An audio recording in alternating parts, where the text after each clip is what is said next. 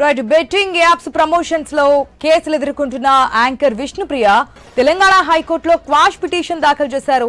తనపై నమోదు చేసిన ఎఫ్ఐఆర్లను క్వాష్ చేయాలని విష్ణుప్రియ దాఖలు చేసిన పిటిషన్లపై నేడు విచారణ జరగనుంది. ఇప్పటికే పంజాగుట్ట పోలీసుల ఎదుట హాజరైన విష్ణుప్రియ ఇప్పుడు హైకోర్టు తలుపు తట్టారు. తన సోషల్ మీడియా ఖాతాలో బెట్టింగ్ యాప్లను ప్రమోట్ చేసే విధంగా పోస్టింగ్స్ పెట్టినట్లుగా పోలీసుల అభియోగం. ఇందుకు భారీగా డబ్బులు తీసుకున్నట్లుగా పోలీసుల విచారణలో అంగీకరించినట్లుగా చెబుతున్నారు. మొత్తం 15 బెట్టింగ్ యాప్లను ప్రమోట్ చేసినట్లుగా చెబుతున్నారు.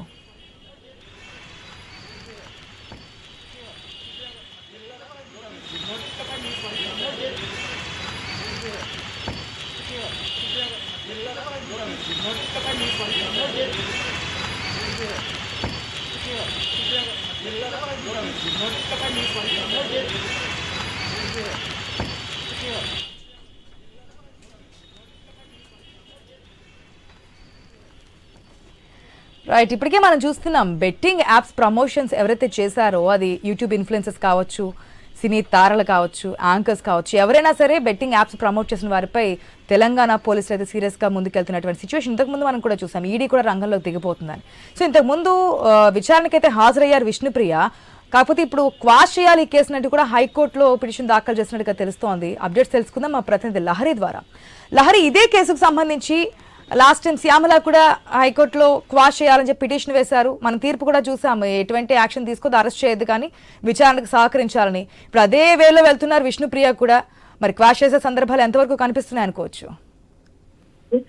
ప్రస్తుతం అయితే బెట్టింగ్ యాప్స్ ప్రమోషన్ లో ఉన్నటువంటి 11 మంది ఎవరైతే కేసులు నమోదయ్యాయో వాళ్ళలో ఇప్పటికే యాంకర్ శ్యామల కోర్టును ఆశ్రయించడం జరిగింది.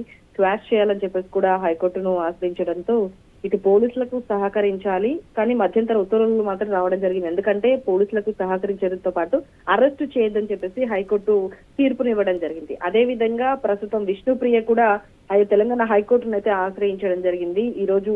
ఎందుకంటే ఇప్పటికే తన పైన 2 ఎఫ్ఐఆర్లు కూడా తనపై ఇప్పటికే కేసు కూడా నమోదైంది. తనపై నమోదైనటువంటి 2 ఎఫ్ఐఆర్లను కూడా క్వాష్ చేయాలని ఇప్పటికే హైకోర్టులో విష్ణుప్రియ కూడా పిటిషన్ వేయడం జరిగింది. అయితే గతంలో యాంకర్ శ్యామలకి ఎలా అయితే తెలంగాణ హైకోర్టు ఊరట కల్పించే విధంగా తీర్పునిచ్చిందో అదే తీర్పు కూడా విష్ణుప్రియ కూడా వచ్చే అవకాశం అయితే కనిపిస్తుంది. ఎందుకంటే ఇప్పటికే ఇటు యాంకర్ శ్యామలతో పాటు ప్రస్తుతం విష్ణుప్రియతో పాటు మరికొంతమంది కూడా హైకోర్టును ఆశ్రయించబోతున్నారనే సమాచారం అయితే మనకు అందుతుంది హైకోర్టును ఆశ్రయించిన తర్వాత. ఎందుకంటే కేవలం బెట్టింగ్ యాప్స్ ప్రమోషన్స్ లో కీలక పాత్రగా వ్యవహరించినటువంటి ఈ 11 మంది కూడా ఇప్పటికే 5 మంది కూడా పోలీసు విచారణలో ఉండడం జరిగింది. పోలీసు విచారణలకు వాళ్ళు అడిగినటువంటి ప్రశ్నలు కూడా సమాధానాలు చెప్పడం జరిగింది. వాళ్ళ స్టేట్మెంట్ కూడా రికార్డ్ చేయడం జరిగింది. కానీ వాళ్ళను క్వాష్ చేయాలి, ఎలాంటి యాక్షన్ తీసుకోవద్దు, వాళ్ళని అరెస్ట్ చేయొద్దని చెప్పేసి కూడా వీళ్ళు మధ్యంతర ఉత్తర్వులు కూడా ఇచ్చే విధంగా హైకోర్టును అయితే ఆశ్రయిస్తున్నటువంటి సిచ్యువేషన్ కూడా కనిపిస్తుంది. అయితే ఈ రోజు అంటే గతంలో మనం చూసాము విష్ణుప్రియను already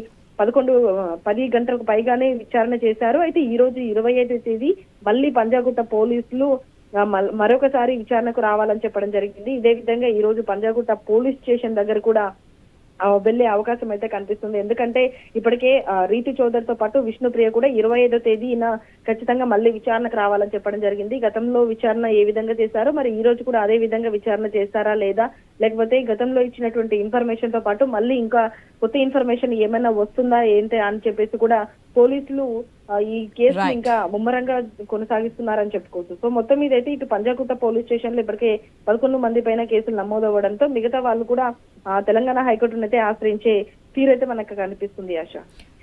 right Lahari, thanks for the update.